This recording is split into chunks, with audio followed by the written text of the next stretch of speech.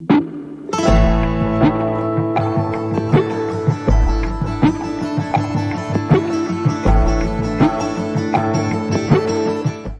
everyone. Welcome back to She Brothers Podcast. Today's guest is Kori. Hi, Kori. Hi, Brooke.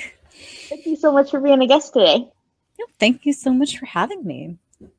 So before we started recording, we was talking about ADHD and anxiety and autism. Mm-hmm. So can you tell our listeners like a little bit more about autism and HSP? I did not know anything about that. So HSP is a term. It's been attributed to Elaine Aron, and it stands for highly sensitive person. So it means generally it's just someone who is more sensitive to sounds, to noises, to emotions, just to all these other things. It means your nervous system is just really higher tuned. And there's been a lot of discussion recently as to whether or not HSP falls under the neurodiversity category. Mm-hmm. And neurodiversity includes ADHD, autism, dyslexia, dyscalculia, which is like dyslexia but with numbers, and SPD, or sensory processing disorder. Oh. So it was actually the HSP, which I was just trying to understand more about myself, that led me to SPD, that led me to ADHD. Wow. And then getting my formal diagnosis of ADHD, I walked into it. I was like, yep, I'm going to walk out of this with inattentive ADHD. If I need to, I can get on medication. And which was my main reason for going. I've always been a firm believer in that. It's like if I ever needed medication, it was not a weakness. It was just my body's way of telling me, okay, we need support. So anyway, I went into it thinking it's like, all right, I'm going to walk out of it with inattentive ADHD and I'm going to go on my merry way. No, I walked out with both ADHD and autism level 1. So, oh wow, here we are. Oh wow, I did not know anything about that. Like, maybe I need to go get tested for some of this stuff, but I try to keep myself calm, but I don't know. Mm-hmm. Like, I know I have anxiety. I pace back and forth and I talk to myself and stuff, and I make, like, I don't know. Like, I didn't think it was a problem. I just thought I was having like a depression. Well, here's the other thing too, is that especially with women, they either get misdiagnosed. Well, they get misdiagnosed, or it's just the diagnosis gets completely missed, because it presents differently in women. And we have different coping strategies. And so many women that I've talked to who are both autistic and ADHD, or just ADHD or autistic, they also have, like when they were younger in their teens, they were diagnosed with anxiety. They were diagnosed with clinical depression. They were diagnosed with BPD, I think, like borderline personality disorder. So sometimes it presents differently in girls than it does in boys. And so all that to say, I don't think it could hurt if you know. Yeah, been misdiagnosed with it. I don't know, like with my therapist, she did a few tests on me, but she told me I really need to go to a different doctor. Yeah. And she recommended a few, and she was like, she gave me a test for bipolar disorder, and she said I definitely have bipolar, but she wants me to get a second opinion to make sure. So, yeah. Like in that case, then I would suggest it's like either go to a psychiatrist or to a neuropsychologist, because they're the ones who deal mostly with the brain stuff, and just go from there. I hope they can help, because I think something's wrong. My mom doesn't think anything's wrong. She just thinks that I need to not be lazy. And I'm like, I don't think that's the point. Like, she's like, well, just don't be lazy. I'm like, and she was like, well, when you were younger, the doctor said you have all your senses. I'm like, Mom, but things develop through the years. When you get older, stuff happens. But she doesn't understand. She doesn't get it. So, when did you first realize you wanted to become a coach? And can you tell our listeners what type of coaching you Oh gosh. I started on my coaching journey in 2017, and I started as a parenting coach for parents of autistic children, non-speaking and female, preferably, do? because I have a non-speaking autistic daughter. Hmm. And when I was raising her, or as she was growing up, the availability of resources and support was like next to nothing.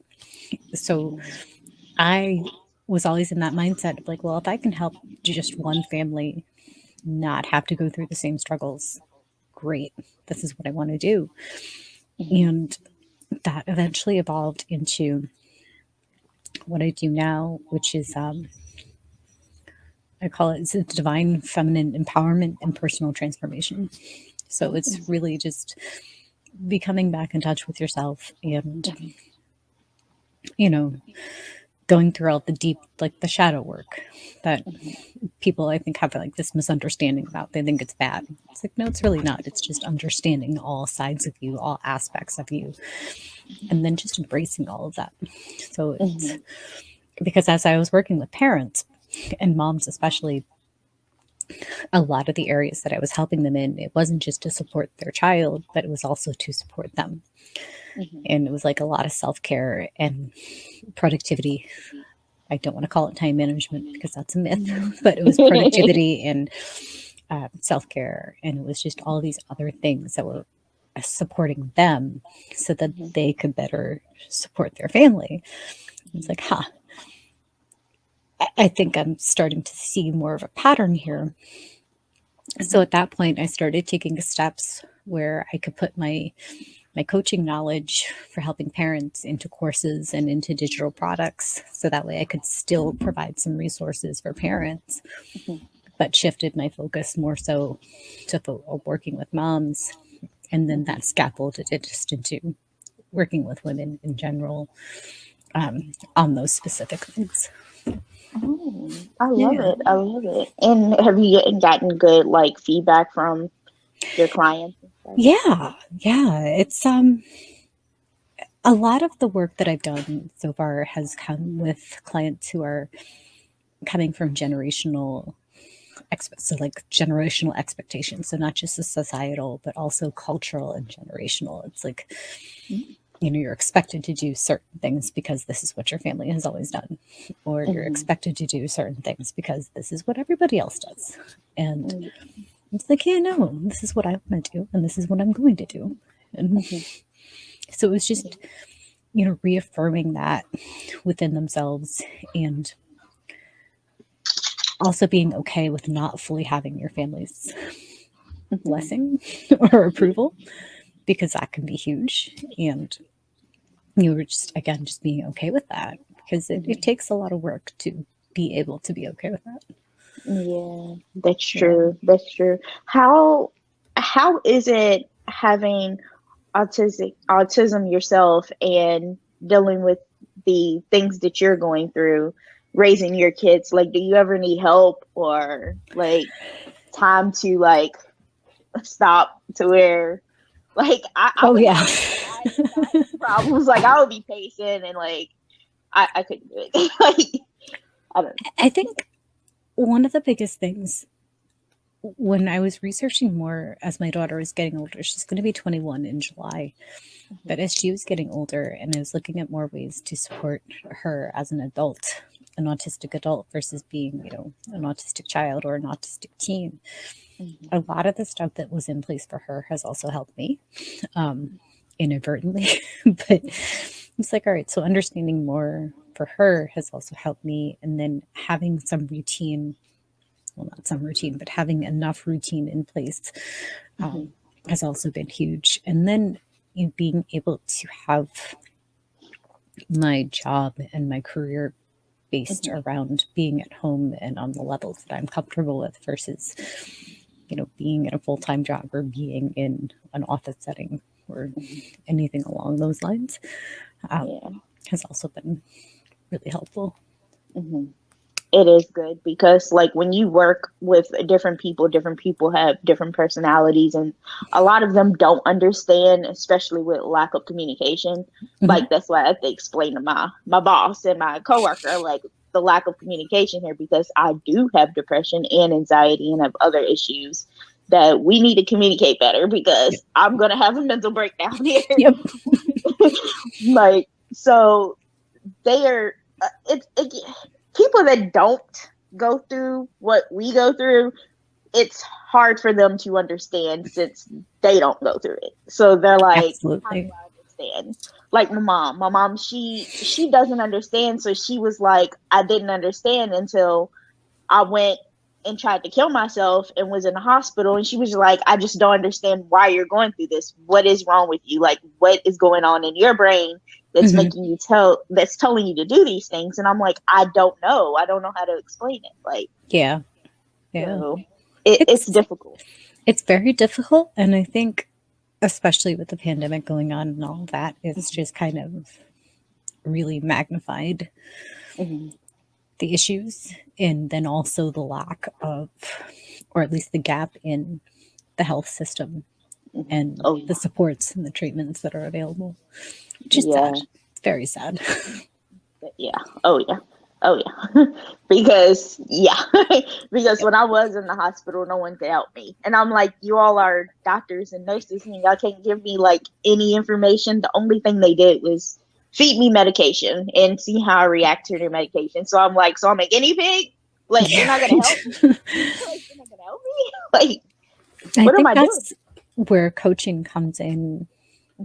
It's like that layered approach. Like when we were talking before, did we already talk about it with the whole medication piece? The way I've always felt about medication is that it's a support.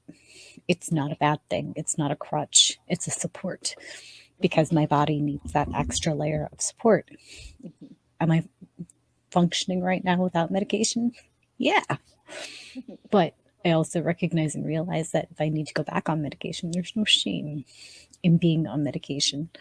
And I think that in combination with the right therapist has been huge, because I've had therapists in the past where I would leave my sessions just feeling 10 times worse. It's like, I don't think therapy is supposed to work quite like this. So, and then you have, either a life coach, or you can call them a transformational coach or a purpose coach, or whatever they choose to call themselves. And I think that just helps bring in that extra layer of supports that you may not be able to get from therapy. And especially because with coaching, our goal is to guide someone along their path. It's to get them to get the answers out of themselves instead of us giving the answers to them. And there's a huge difference to be made, I think, or that can be made when coaching comes into play. And sometimes maybe that's all somebody needs. Sometimes it's not. So that's true. With the coaches I've talked to, I already have 2 coaches, and you are right. It helps a lot, way better than my therapist. Not saying she's bad, but they help a lot more than what she's doing. So I agree with you. And I did want to ask you, I was looking on your website, do you have like a payment plan, or is it all upfront? Like, no, I do payment plans. I'm not, because I've worked with coaches before who, either with business coaches or with business coaches. I don't think I've worked with a life coach myself, but with business coaches who were like, oh, well, we don't do payment plans because we believe in the full power, of investment in yourself. And when you're ready, you'll have the money and blah, blah, blah. And it's like, all right, I can respect that. That's the way you want to do business. And I'm more on the accessibility lens of, and also, willingness to be flexible with people, because I don't know someone's exact situation. And I want to be sensitive to that, because you don't know what someone's going through. You don't know their circumstances. You don't know their story until you start talking to them and getting to know them. So. Yes, I agree.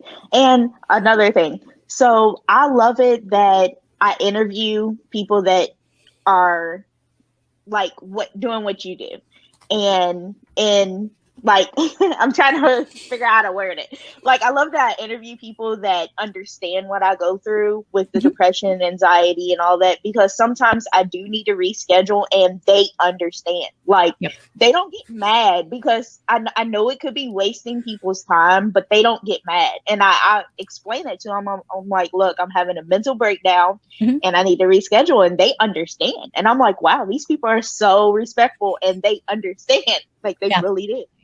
And Yeah.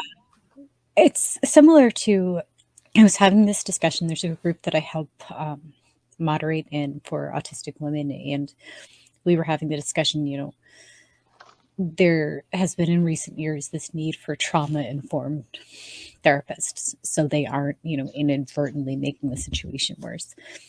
I had said, well, what about someone who's a neurodivergent informed therapist?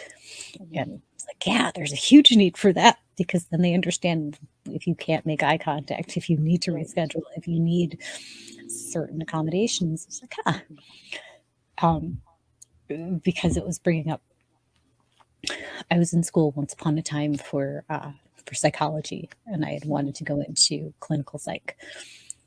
And then life happened and I stepped back from it. But now I'm at the point in my life, like, I'm ready to go back in, and I wanted to get my bachelor's degree in psychology, get my master's in mental health counseling, and then get my doctorate in clinical psych so I can help from that perspective of saying, it's like, all right, we're not just looking at this, we're looking at all of this. And this is how you support these things individually. This is how you support yourself as a whole. And yeah, so yeah, I it's would. going to take a little while, but I'll get there.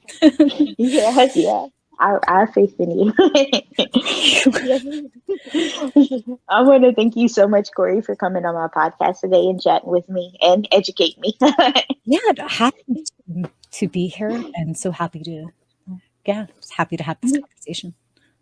You have a great day. Thank you, Brooke. You too. Bye. Bye.